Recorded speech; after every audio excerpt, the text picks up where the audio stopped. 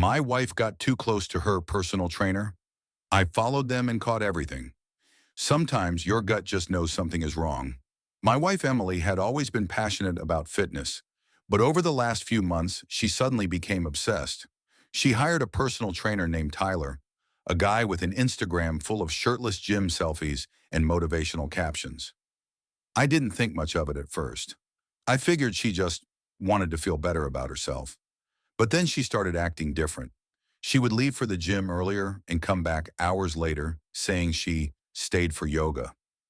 She hid her phone, smiled at her texts, and when I asked if she wanted to do something together, she'd say she was tired. She even changed her phone's passcode. At first, I thought I was just being paranoid. I didn't want to be that guy, jealous of his wife's trainer. But then something happened that flipped a switch in me. I overheard a conversation between Emily and her best friend Sophie. Sophie didn't know I was home, and as she passed by the hallway while on the phone, I heard her say, "Well, as long as Jason doesn't find out about the locker room stuff, she should be fine." My heart dropped. That night I started watching more carefully. I noticed she had saved Tyler's number under a fake name, Erica, spin class, and when I checked our shared car's GPS history, there were frequent stops at an apartment complex across town, nowhere near her gym. So I did what any suspicious husband would do. I took a day off work without telling her.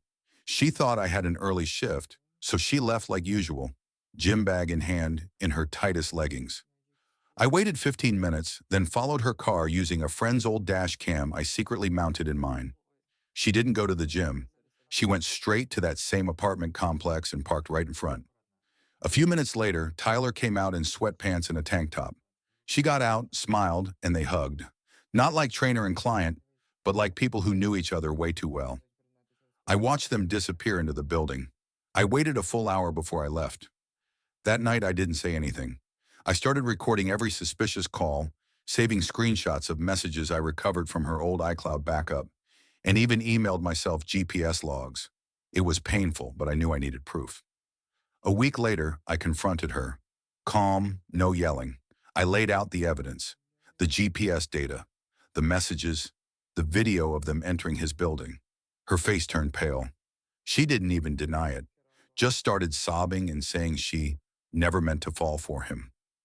She moved out that weekend. What she didn't know was that I also sent screenshots and GPS records to Tyler's other clients, especially the married ones. Apparently, Emily wasn't the only one.